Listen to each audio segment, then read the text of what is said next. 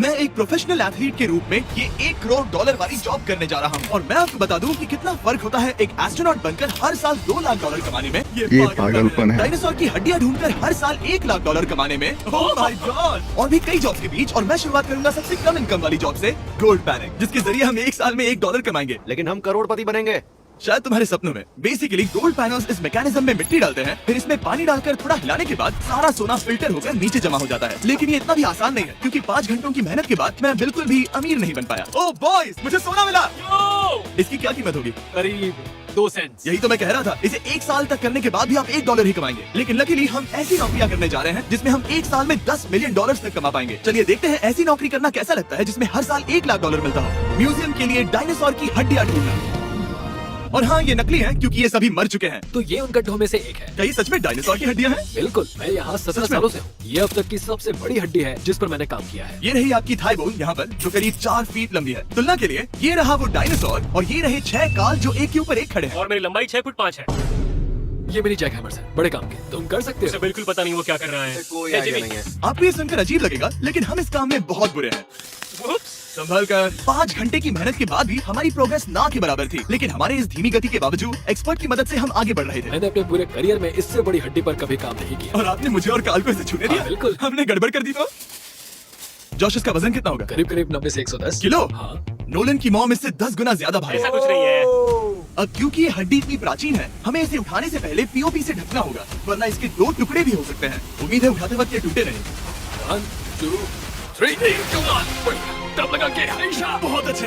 आज पहली बार इंसानों ने इस हड्डी को उठाया है, वो भी कुछ यूट्यूबर्स ने। यकीन नहीं होता। टेबल के ऊपर रखो। तो यार। 1 2 बहुत अच्छे। हाथ संभाल कर काल। और मानो या ना मानो, ये डायनासोर की हड्डी वाकई में एक म्यूजियम में रखी गई। लेकिन क्योंकि म्यूजियम्स बोरिंग होते हैं, आइए नासा में एस्ट्रोनॉट ट्रेनिंग की $2 लाख वाली नौकरी करते हैं। और मेरा पहला मिशन था उनके ऑफिशियल लूनर रोवर को चलाना सीखना। एक दिन ये रोवर चांद पर होगी, है ना? हाँ, हम चांद पर घूमने के लिए इसी का इस्तेमाल करेंगे। ये लोग मुझे ये चलाने क्यों दे रहे हैं? दरवाजे खोल दो। इसे कैसे चलाते हैं? इस डंडे को आगे धकेलो। अभी? हाँ। धकेलो। जिमी, हमें मारना मत। मुझे डर लग रहा है। आते रहो। ओह, ये तो कमाल आप का उसे है। घुमाओ। दाईं ओर? कहीं भी घुमाओ, मुझे फर्क नहीं पड़ता। ओह माय गॉड, यहाँ गाड़ियाँ हैं। क्या इस सड़क पर चला सकते हैं? यहाँ तो चला ही सकते हैं। ओह, बहुत मजा आ रहा है। तुम टेढ़ा क्यों चला रहे हो? मुझे नहीं पता इसे सीधा कैसे किया जाता है। हालांकि मैं इसे ऐसे चला रहा था जैसे मैंने पी रखी हो। मैं सबको नासा के लूनर ट्रेनिंग यार्ड तक पहुंचा पाया, जहां इसकी असली परीक्षा होगी। ओह, हम ऑफ रोड जा रहे हैं। ये रास्ता ऊबड़ खाबड़ है। तुम मुझे इसे ढलान के नीचे उतारने दे रहे हो?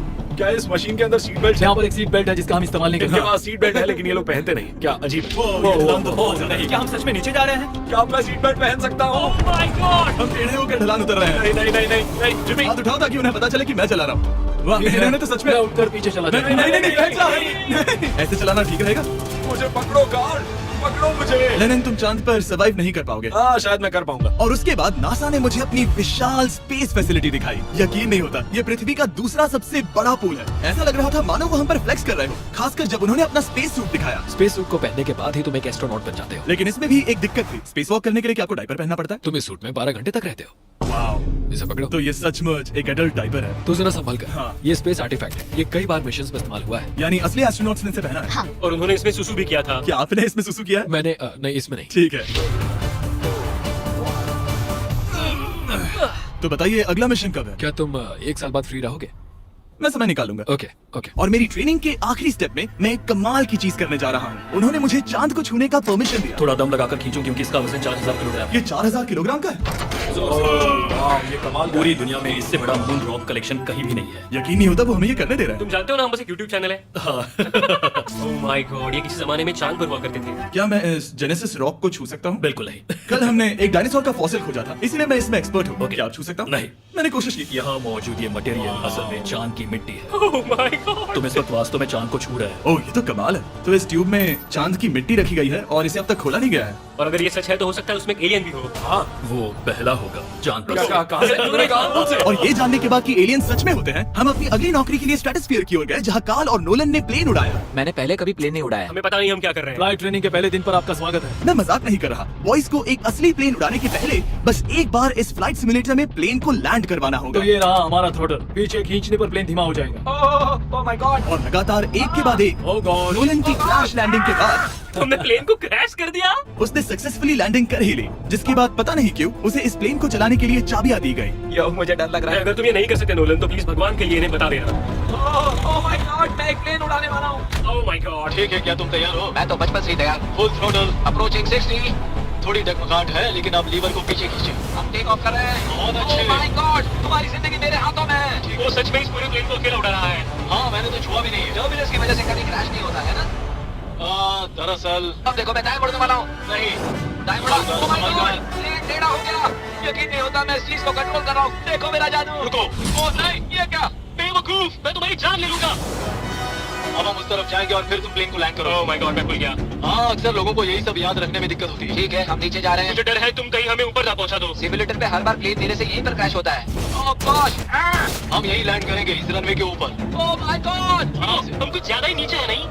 इसकी नाक को बिल्कुल बीचों बीच रखना। Oh my God. आराम से अपना हाथ थ्रॉटल पर रखो। लेवल पीछे खींचने से पहले थोड़ा इंतजार करना। लंबी सांस लो। बहुत अच्छे।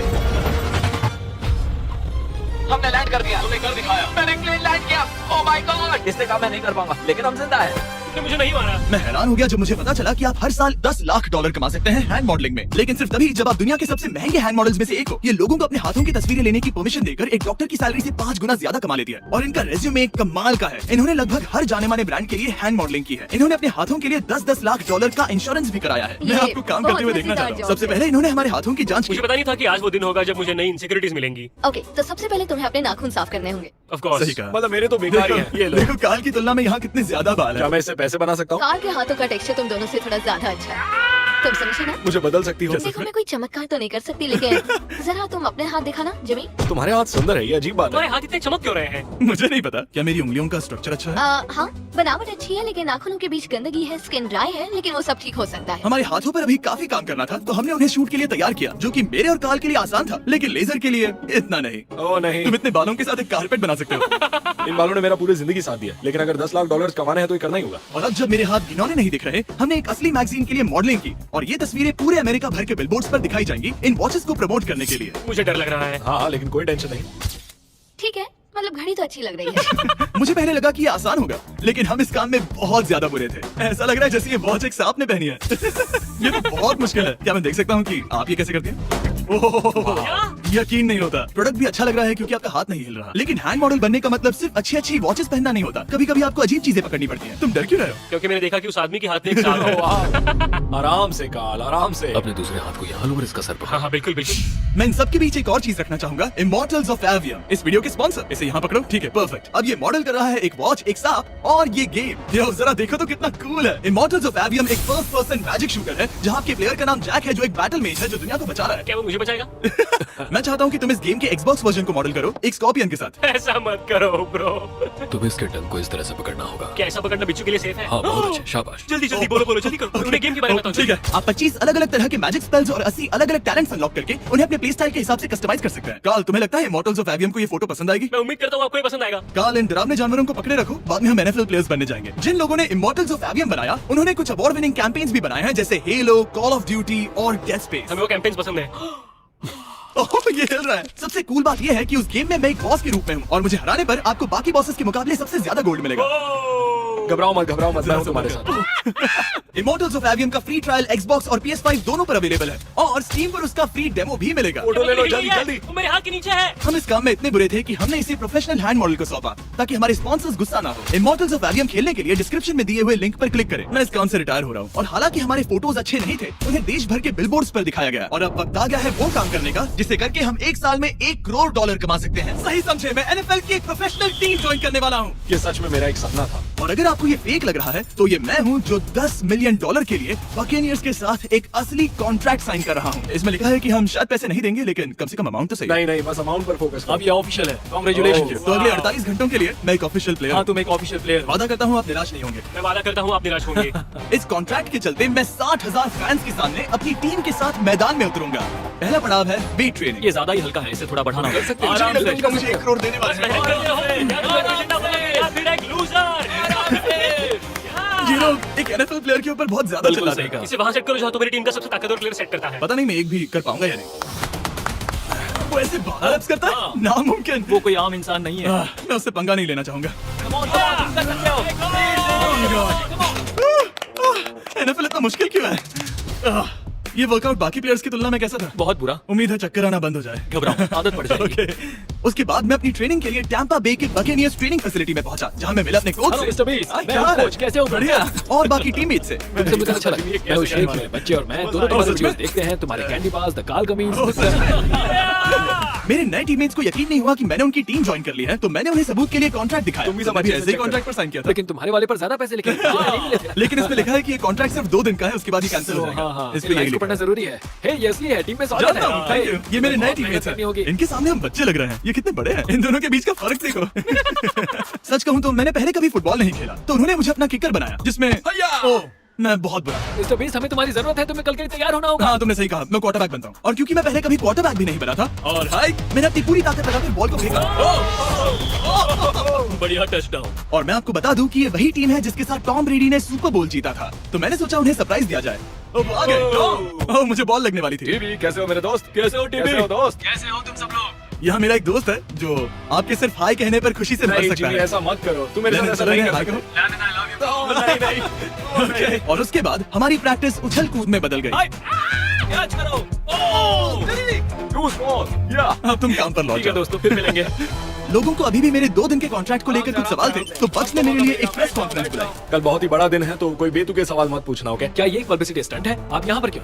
सिर्फ बेस्ट वीडियो बनाने के लिए। हाँ, ये एक पब्लिसिटी स्टंट है। मैं सच में एक NFL प्लेयर नहीं हूँ। जिमी, इस नई टीम का हिस्सा बनकर कैसा लग रहा है? बहुत अच्छा। सच कहूँ तो मुझे पता नहीं था कि ये लोग मुझे इतना पसंद करेंगे। कल तुम कितने टाइम तक खेल पाओगे?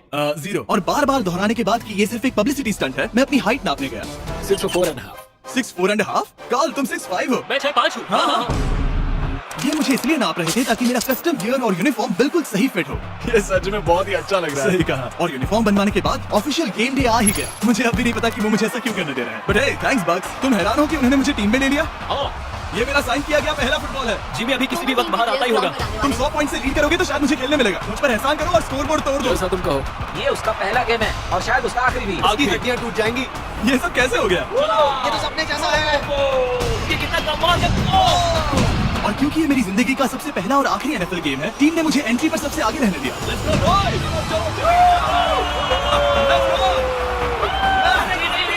हमारा दोस्त है। उम्मीद करता हूँ कोई मुझे पिछलना दे। ये तुम्हारी जिंदगी का सबसे बेस्ट दिन है। मेरी जिंदगी का सबसे अच्छा दिन है ये, जिमी। I love you. ये हमसे आगे निकल रहे हैं। जिमी एक NFL प्लेयर है। क्या हाल है? मैं तुम्हें निराश नहीं करूंगा। हो सकता है मुझे खेलने का मौका ना मिले। I love America. बड़ा प्लेन है। अमेरिका। चलो फुटबॉल खेलते हैं। मुझे एक ऑफिशियल NFL प्लेयर बनाने के लिए मैं बकेनियर्स का शुक्रगुजार हूँ। और अच्छा हुआ कि उन्होंने मुझे खेलने नहीं दिया, क्योंकि अगर वो मुझे टैकल करते तो मेरा मरना तो तय था। मुझे लगा सब खत्म हो गया है, लेकिन फिर फैल्कन्स ने ये ट्वीट किया, मिस्टर बीस्ट के नेक्स्ट चैलेंज के लिए गोल मारो और गेम जीतो। तो बदला लेने के लिए मैंने उनका स्टेडियम उड़ा दिया।